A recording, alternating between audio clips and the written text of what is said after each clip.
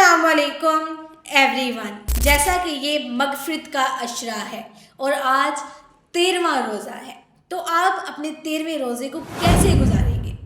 13वां रोज़ा मगफिरत के अशरे का एक हिस्सा है जिसमें हमें अपनी तौबा और इस्तग़फ़ार को मज़ीद बढ़ाना चाहिए। इस दिन को ख़ास इबादत और बेहतरीन तरीके से गुजारने का तरीका मैं आपको इसी वीडियो में बताऊंगी, ठीक है।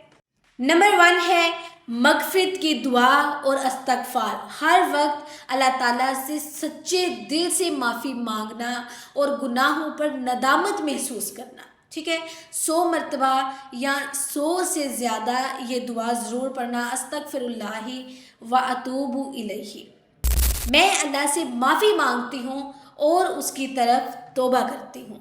नेक्स्ट है कुरान की तिलावत और तदब्बर। आज का मकसद क्या होना चाहिए कि कुरान को समझने और कुरान पर अमल करने की नीयत से कुरान को पढ़ें।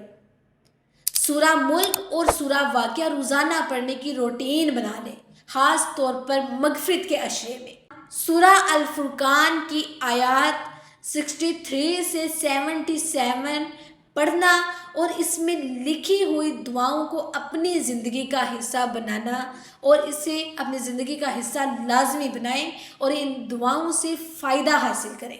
नेक्स्ट है नवाफिल और इबादत। तहज्जुद की नमाज। मैं हमेशा बोलती हूँ कि आपको तहज्जुद की नमाज नहीं छोड़नी है।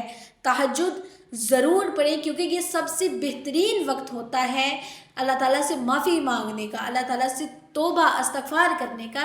और यकीन करें तहज्जुद में मांगी हुई दुआ कभी रद्द नहीं होती। इसलिए तहज्जुद के टाइम उठें, 2 नफल अदा करें और अल्लाह ताला से अपने गुनाहों पर सच्ची पक्की तौबा करें, ठीक है। इसके अलावा सलातुत तस्बीह 1 मरतबा पढ़ने की कोशिश करें। फिर ज़ोहर या असर के बाद 4 रकात नफल मगफिरत की नीयत से पढ़ें। नेक्स्ट है सदका और हिदमत हलक। अगर आप मगफिरत चाहते हैं इस मगफिरत के अशरे में तो सदका और हिदमत हलक को लाजमी तरजीह दें। हर दिन एक अच्छा काम ज़रूर करें जो आपकी मगफिरत का सबब बने, ठीक है। गरीबों को इफ्तार करवाना, किसी की ज़रूरत पूरी करना या किसी का दुख हल्का करना अल्लाह ताला की रज़ा का सबब बन सकता है। हो सकता है अल्लाह ताला को हमारी यही एक अदा पसंद आ जाए कि अल्लाह ताला हमारे सारे गुनाह माफ़ कर दे, ठीक है। किसी से दुरुस्त रवैया इख्तियार करें। अगर किसी से नाराज़ हैं तो उसे माफ़ कर दें, उससे राज़ी हो जाए। 13वें रोज़े के ज़िक्र और दुआ। सुबह और शाम के अज़कार लाजमी पढ़ें। ये तस्बीहात रोज़ाना करें। सुबहानल्लाहि व बिहम्दिही सुबहानल्लाहिल अज़ीम, ला इलाहा इल्ला अंता सुबहानका इन्नी कुन्तु मिनज़ ज़ालिमीन। ये 100 मरतबा लाजमी पढ़ें। इसके अलावा ला इलाहा इल्लल्लाहु वहदहु ला शरीका लहु लहुल मुल्कु व लहुल हम्दु व हुवा अला कुल्लि शैइन कदीर। ये भी 100 मरतबा लाजमी पढ़ें।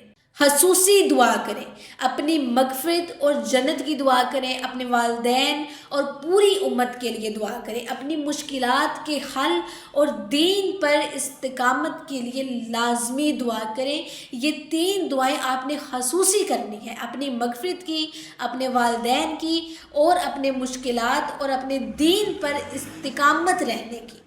नेक्स्ट है नफ्स का मुहासबा और गुनाहों से दूर रहना। अपने दिन का जायज़ा लें कि क्या क्या गलतियां हैं जिनसे मुझे बचना चाहिए। सोशल मीडिया और गलत बातों से दूर रहने की कोशिश करें। किसी का दिल दुखाया है तो उससे माफ़ी मांगने की आदत डालें। उसके बाद लैलतुल कदर की तैयारी करें। ये अशरा हमें याद दिलाता है कि लैलतुल कदर करीब है, बहुत करीब है। इसलिए इबादत का जज्बा बढ़ाएं, मोटिवेशन और ज़्यादा अपने अंदर लाएं।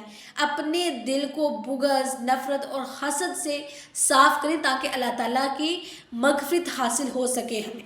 अगर आप भी 13वां रोज़ा इस तरह गुजारें जिस तरह मैं गुजारती हूँ तो इंशाअल्लाह ये आपकी मग़फ़िरत और अल्लाह ताला की रहमत हासिल करने का ज़रिया बनेगा।